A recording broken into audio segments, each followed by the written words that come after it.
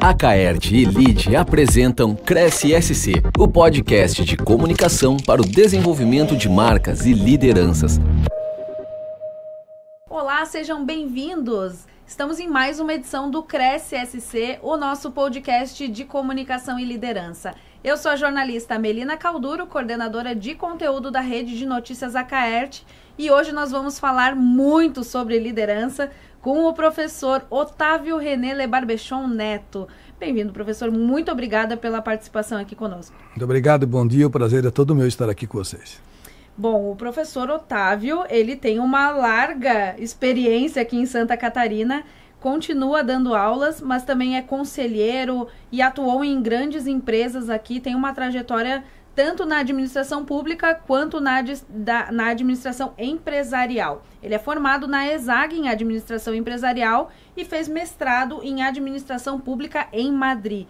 Professor, conta um pouquinho dessa trajetória pra gente, como foi andar por esses dois caminhos, né? Que no final é uma grande administração, né? Exatamente. Então, a administração é uma ciência só, né? O que eu transitei, tive essa oportunidade, tive o prazer de fazer isso, me oportunizei para isso, foi conhecer os dois caminhos, né? O caminho privado primeiro, mas quando eu me formei, a minha experiência é grande porque eu também já tenho idade, né? Então eu tenho muito tempo de chão aí, de estrada, e eu comecei na área pública, na realidade, na época, quando eu me formei, a gente ia para as grandes empresas públicas, Caixa Econômica, Banco do Brasil, Badesc, Codesc, Celesc, Telesc. Essa era a formação de quem se formava na ESAG à época, passou num concurso público nacional ou um concurso público local. Então eu entrei na área pública e gostei muito, fui funcionário da Caixa, depois fiz alguns projetos com o governo federal, através das políticas públicas da Caixa, então tive a oportunidade de conhecer como é a gestão pública em nível nacional. Foi uma grande oportunidade, embora estivesse aqui, fiz um trabalho nacional. Depois comecei a pensar um pouquinho em abrir uma empresa, daí saí lá, né, para desespero da minha mãe, eu saí da Caixa, pedi demissão e fui tocar um pouco a minha vida empresarial e também estudar um pouco mais. Então eu fui dono até de confeitaria, eu empreendi em vários negócios, que é bem bacana, porque a gente tem essa experiência na gestão da barriga no balcão, né, que é dono de uma empresa menor, pequena, depois de sair de uma empresa com 70 mil funcionários na época, que era a Caixa Econômica. Então a minha trajetória começou por aí, depois eu estudei, eu fiz um curso de administração bancária no Brasil para entender um pouco mais da área financeira e depois acabei me inscrevendo num mestrado internacional na Espanha. Passei para esse mestrado, fiquei 2 anos direto lá e quando voltei me tornei especialista em montagem de políticas públicas, de planos de governo e fundamentalmente de criar planos de execução de governo, né, as políticas públicas na prática, que eu até hoje gosto, faço isso até hoje. Também dou aula hoje na Escola de Governo, na ENA, e também dou aula na ESAG e sou empresário. Então eu transito por essas áreas todas, eu sou muito feliz em ser administrador, eu sou muito realizado, é a profissão da minha vida. Eu cheguei a fazer outras coisas antes, mas a administração está na veia e eu estou muito feliz com o que estou executando e a experiência pública e privada, no final elas são muito parecidas, né? O que muda são a pública tem que fazer o que está em lei e a privada faz aquilo que não é contra a lei, digamos assim, né? Nessa trajetória toda, tiveram várias montagens de equipes. Sim. Então, como é que é fazer em diversas áreas e até como conselheiro até hoje, né? Como moldar essas habilidades para montar uma equipe de sucesso? Essa pergunta é super boa. Eu sou conhecido em alguns locais como um grande montador de time. Né? Eu até brinco, pode ser um coach, um treinador, né? Que é uma ação que eu me dou. Por quê? Porque é muito importante selecionar as pessoas que querem e que podem trabalhar num projeto, que tenham paixão por ele. Então, o líder, o que comanda pessoas, ele tem que apaixonar-se e apaixonar as pessoas. As pessoas têm que confiar no projeto que ele está liderando e ele tem que motivá-los constantemente, porque as pessoas se desmotivam, porque a vida é cheia de confusão, né? Tem problemas locais, tem problemas nacionais e tem problemas internacionais. Quem vê uma tragédia em algum local, ele é afetado. Agora estamos vendo o grande problema das enchentes, lá na Espanha, em Valência, como isso não nos afeta? Nos afeta, né? Então, um líder é aquela pessoa que consegue tirar o máximo das pessoas, mas sem tirar o que ela tem de melhor, que é dela, aquilo que contém dentro dela, mas consegue expor dentro da organização, seja pública, seja privada. Eu também treinei, eu sou professor de vários secretários de Estado, presidentes de estatais, então eu tenho alunos de 17 anos e de 71 anos. Então, esse ciclo também geracional é muito importante a gente destacar. Hoje temos 4 gerações convivendo juntos na mesma empresa, na mesma organização. Então, como você vai liderar essas 4 gerações? Você tem que ser uma pessoa muito preparada, estudar muito, ler muito, ser uma pessoa que entenda que as personalidades são diferentes e que hoje há uma inclusão de gente de diversos estilos, que antigamente era mais binário, hoje não é. E é bom, porque nós temos uma diversidade maravilhosa. Então o líder tem que estar preparado constantemente para lidar com essas diferenças e fazer com que o seu objetivo seja alcançado, o objetivo da companhia. A gente vinha de gerações, eu digo até pela minha, que o estudo era importante, mas a prática nos trazia muitas informações. E hoje eu acredito que o contrário esteja acontecendo, que Sim. A prática ela é importante, muito. Mas ter esse embasamento e esse estudo, ele é fundamental também. A ciência existe por isso, né? Senão fica uma coisa meio etérea, né? A ciência, o estudo existe para que você, através das ferramentas do conhecimento da gestão, até eu tenho um livro aqui, vou fazer uma publicidade, tem um livro chamado Ferramentas de Gestão, que a gente fala sobre quais são as ferramentas que tem que usar na gestão, sejam elas da área financeira, da área mesmo jurídica, de governança que eu dou aula, de marketing, de planejamento, de estratégia. Essas ferramentas são aprendidas na academia ou no estudo como um todo. Hoje dá muita facilidade você ir na internet e fazer um curso até, ótimo, mas não tem nada melhor do que você discutir com quem tem conhecimento. E é claro, aí falasses muito bem, antigamente o professor era professor, né? E é super mega isso, mas hoje os grandes professores, eles são atores também daquilo que eles executam. Por exemplo, vai falar de planejamento, já fez algum? Né? Então é importante fazer, porque a gente vai ver que o planejamento, tecnicamente, ele tem uma regra. E as pessoas?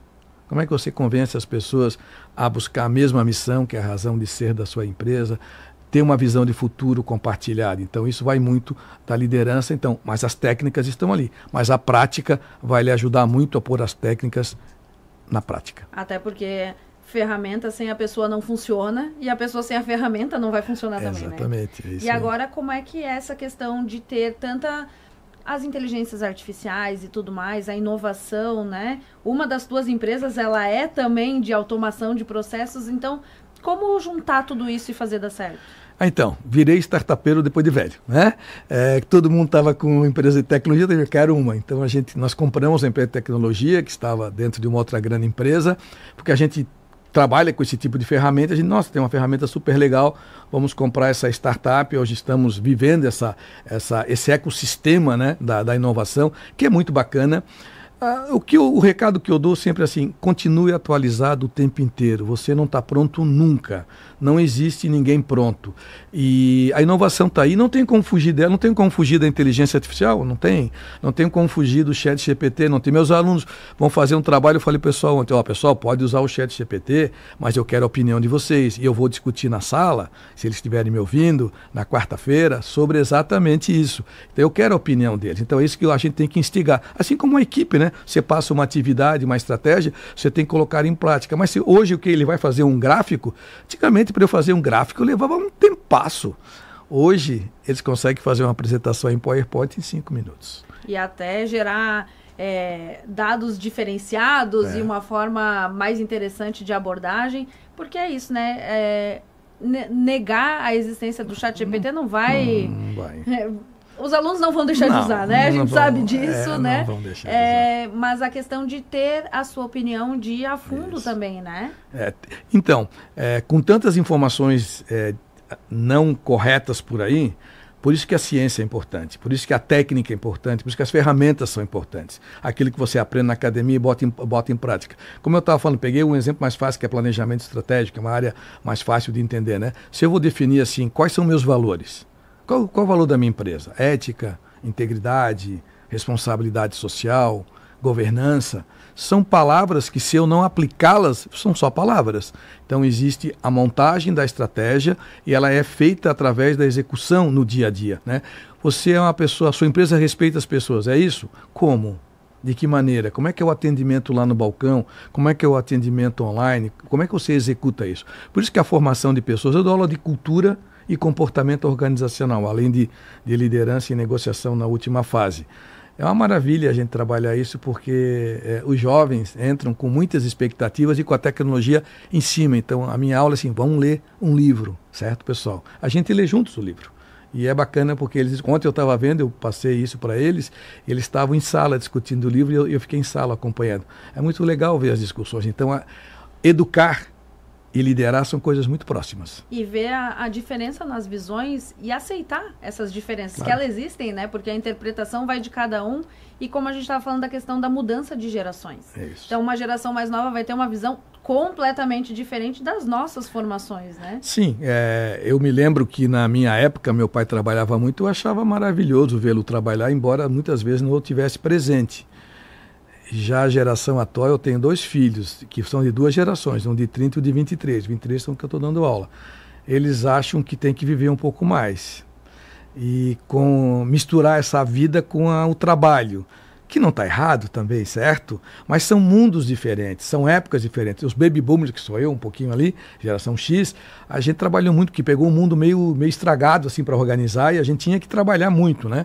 Hoje tem muitas coisas muito fáceis de conseguir. Na época a gente ficava na biblioteca uma semana estudando, né? Então a gente tem que entender, não existe geração melhor nem pior, sou contra essa afirmação. Eu estudo muito a questão geracional. Existem gerações vivendo o seu tempo, o seu momento. Ah, mas hoje as pessoas estão estudando menos. Mas em compensação, o que tem de informação hoje, que nós não tínhamos, também torna essas pessoas muito mais acessíveis à informação global, né? Então a gente tem que entender, e quem educa, quem lidera, falando bem de liderança, tem que entender que você está liderando pessoas de 17, 18, 20 anos e pessoas de 50. Professor, até aproveitando que falou de cultura organizacional, é um assunto que está na moda, né? A cultura organizacional, mas eu acho que a maior dificuldade é a implementação. E eu digo porque, às vezes, o próprio líder não comprou a cultura. Sim. Então, como fazer isso acontecer de uma maneira adequada? Então, essa é a grande questão. Como eu misturo as diferentes culturas para formar uma cultura misturada. Eu não acredito em cultura melhor nem pior. Pelo contrário, inclusive eu vou fazer uma palestra aí onde eu vou falar assim, o que eu acredito. Eu adoro as diferenças culturais. A soma das diferenças culturais é a grande riqueza de uma organização. Então as crenças diferentes, as ideias diferentes, os pensamentos diferentes não são ruins como algumas pessoas no passado queriam uma única cultura. Essa cultura miscigenada, e Santa Catarina é um baita exemplo disso, né? Nós somos um estado completamente miscigenado culturalmente, em termos até de formação do próprio estado, gente de diversos locais. Isso é riquíssimo. Então, aproveitar essa riqueza das diferenças para fazer uma cultura miscigenada que possa ser positivada no alcance dos resultados. Entender que as pessoas pensam diferentes, vêm de locais diferentes, pensamentos diferentes, mas que possam viver o mesmo sonho juntos. Eu acredito muito nisso. E a questão da convivência em comunidade, né?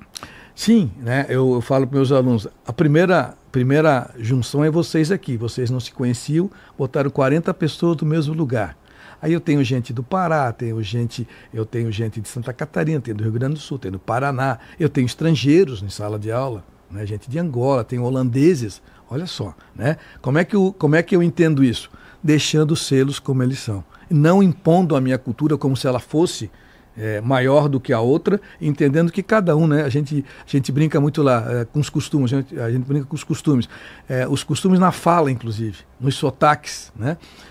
Isso tudo é muito rico. E aí como é que você lidera isso? Como é que você mescla isso? Deixando que essas culturas sejam colocadas dentro da cultura que você está implantando na faculdade. Respeito às pessoas, respeito à diversidade. Essa é uma ação cultural. Quem não é vai ter que aprender isso e talvez trazer a cultura dele, que às vezes é muito fechada, ou ela não aceita isso como algo normal. Então deixa fluir, mas liderar é isso. Liderar é conseguir colocar as pessoas todas dentro do mesmo barco, navegando para o mesmo destino. Aproveitando então, já que foram as dicas de liderança, quais são habilidades e aspectos importantes para a criação da liderança e para ser um bom líder? Olha, primeiro o líder tem que ser uma pessoa otimista, não uma pessoa otimista no sentido de não entender a realidade e ser um abobado, como a gente poliana, brinca. né? É um poliana. Não, é uma pessoa que crê muito, tem muita fé nas coisas, ele não titubeia, porque a gente tem muitos motivos para cair. Aliás, cair faz parte, mas ele levanta, ele continua seguindo e o pessoal viu que ele levantou e levanta juntos, vão seguindo o caminho. Uma pessoa de muita fé, muita determinação, uma pessoa que consegue passar credibilidade para as pessoas, ou seja, as pessoas olham nele, nossa, eu posso segui-lo porque ele é uma pessoa lutadora e eu acredito no que ele está fazendo, e o que ele está fazendo é algo positivo para a sociedade, para a humanidade, para a empresa. Então, o líder é uma pessoa inspiradora. Ela tem que inspirar. Mas ela não é uma pessoa extraordinária, não. Ela apenas consegue levar esse jeito para que as pessoas a observem e digam, nossa, se ele pode, eu também posso, e eu vou segui-lo nesse momento, porque ele existe a possibilidade de a gente conseguir algo. Ele está dizendo que existe, ele, ela, que seja. Hoje nós temos mulheres extraordinárias liderando esse país cada vez mais. Aliás, na faculdade hoje a maioria são mulheres, teremos um monte de administradoras nas próximas gerações comandando o Brasil. Isso é muito bom, porque também traz uma ideia diferente de mundo, isso é muito bacana. Então, o líder é isso, é uma pessoa que inspira muitas pessoas, que você crê e você diz, não, eu vou junto com ele porque eu tenho fé que ele vai conseguir. E uma pessoa que seja admirável não só de papel, né? Não só de discurso também, né? Não, senão vira muito político, né? Nem vou entrar nessa seara. A pessoa tem que fazer, né? As pessoas não nos seguem pelo que a gente fala. As pessoas nos seguem pelo que a gente faz. É o exemplo do fazer que tem a ver mais do exemplo do falar, né? E a questão da comunicação, que também é tema aqui do nosso podcast, tanto a comunicação interna com as pessoas, quanto a comunicação externa, em TV, rádio. Qual que é a importância dessa comunicação dentro das empresas e das lideranças? A comunicação foi e será sempre um grande problema. Por quê? Porque ela tem viés, né? Por exemplo, uma pessoa que tem uma formação e vai se comunicar e seja um pouco agressivo, numa equipe mais frágil, ele vai provocar um problema de comunicação e de entendimento, porque a agressividade dele tirou o entendimento da ideia dele. Então, comunicar é entender muito o contexto onde ele está. A gente vê hoje pessoas se comunicando com muita agressividade, né? Eu, particularmente, essas pessoas, eu não gosto, seja em que lugar for. Eu gosto da pessoa que, sim, seja suave e determinada, são as melhores. A comunicação determinada, com inteligência e suavidade, são as melhores que eu conheço. E as pessoas confiam, né? Então, falar é importante, entender o teu idioma é importante, usar o teu tom é importante, mas, obviamente, ter conteúdo na ideia que você está conduzindo, porque senão as pessoas logo percebem que é mentira e não funciona. Então, comunicar é uma arte. Dentro das empresas hoje, com essa multicomunicação, antigamente tinha intranet, não sei o quê. Eu sou da época do expediente. Mandava o expediente, ele ia de área em área e a pessoa botava um carimbo de ok. A única vantagem é que a gente sabia que todo mundo, pelo menos, carimbou, não sei se lembra, mas recebia. Hoje vem tudo de maneira digital, a pessoa tem que olhar, porque ali estão as informações importantes, mas a comunicação é fundamental, ela sempre poderá ter alguns desvios, porque somos humanos, né? Uma das áreas que foram muito trabalhadas na tua trajetória foi realmente o marketing e a questão de equipes comerciais, né? Isso. Hoje muita gente une o marketing ao marketing digital, mas o marketing é muito mais do que isso, né? O marketing, se a gente for traduzir, é estratégia pura, né? Então, quem abre uma área de marketing está pensando na estratégia da empresa vencer no mercado. E aí ele vai usar ferramentas comerciais, ferramentas de vendas e ferramentas digitais. O marketing digital é um pedaço do marketing, mas marketing é estratégia. Como é que eu quero ser conhecido em determinado local? Aí eu monto uma estratégia, eu monto um plano, eu executo, aí eu tenho que ter pessoas. Como é que eu vendo, né? Eu estava falando isso justamente um dia atrás. A venda digital é uma venda fria, né? Manda para mim, eu estou falando aqui, de repente o celular me manda uma compra de uma mochila. Não teve interação nenhuma e se eu estou apto a comprar, eu compro. Mas não tem nada melhor do que você colocar-se à disposição, né, assertivamente e vender o seu negócio. Aí depois as marcas, o marketing dividido em marketing de pessoas, através de produtos e através da própria empresa. Aí você vê marcas gigantescas no mundo que elas carregam o produto e às vezes carregam pessoas, mas nós temos pessoas que carregaram o produto e carregaram a empresa. Então marketing é muito mais do que só usar uma ferramenta, um caminho que é o digital.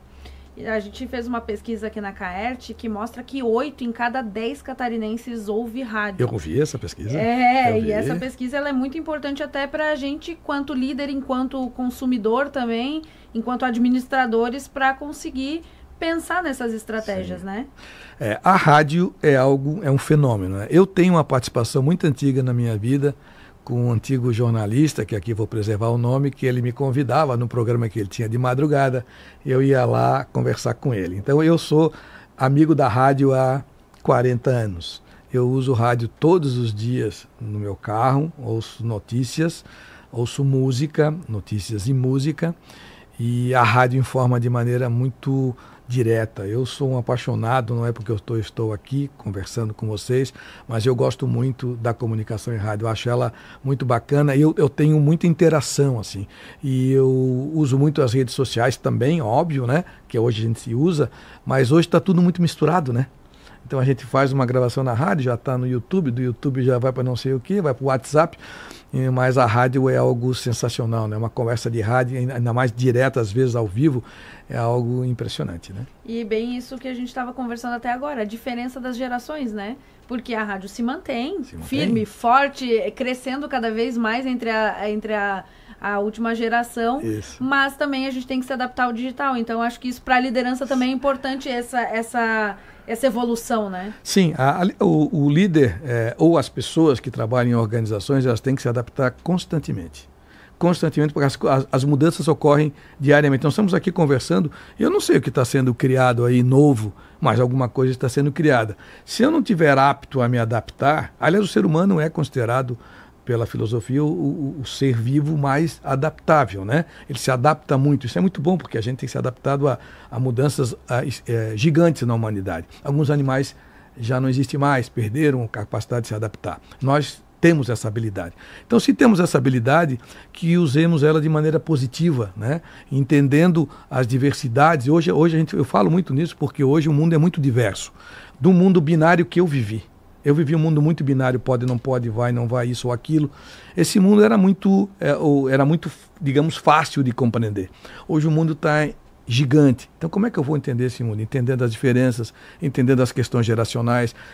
Esses meninos de 16, 17 anos, eles estão vivendo uma história que nós não vivemos, que eu não vivi, né? Mas eu tenho que viver a história junto com eles. Eu não posso viver uma história de 1985, que eu me formei em 90. Eu tenho que viver essa história agora. A história é vivida no momento que ela está sendo executada. E isso é importante também, a bagagem que se vai criando ao longo do tempo, né? Porque ser professor que foi formado numa outra geração, dando aula para esse pessoal de 16 anos, tendo que apresentar livros enquanto está tudo no celular, não é fácil, né? Não é fácil, e eu acho que aí vem a habilidade. Entender isso, não impor, não se impõe mais nada. Antigamente a gente podia, né? Olha, tem que chegar na aula a tal horário, se não chegar, vai na direção. Hoje convive com esses problemas, o trânsito maluco, né?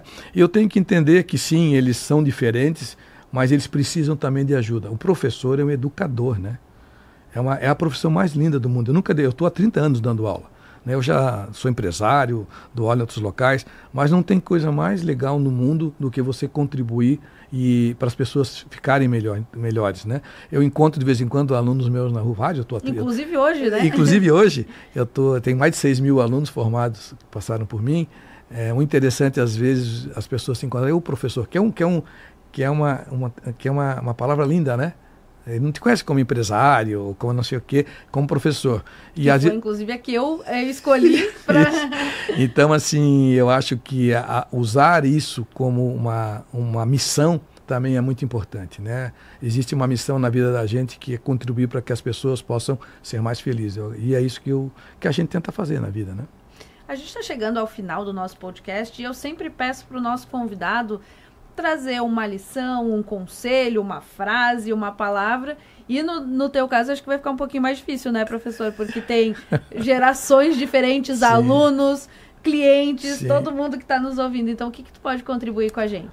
Olha, eu uso algumas palavras, algumas frases até bem conhecidas, mas uma que eu sempre gosto é seja duro com os problemas e leve com as pessoas, né? É uma frase que eu gosto muito. Eu gosto muito dos ensinamentos de Edgar Schein, que fala sobre cultura organizacional, mas a gente tem que levar, a vida da gente ela é curta, né? No sentido da humanidade. Então, essa experiência tem que ser a melhor possível. Então, viva.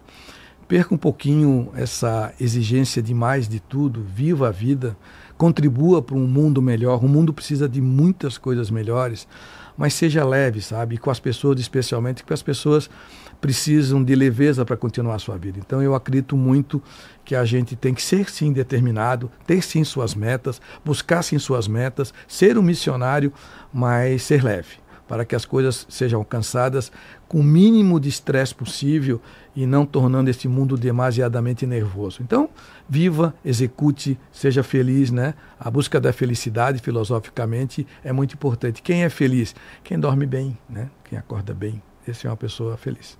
Professor, muitíssimo obrigada pela tua participação. A gente poderia ficar aqui falando mais algumas horas, né?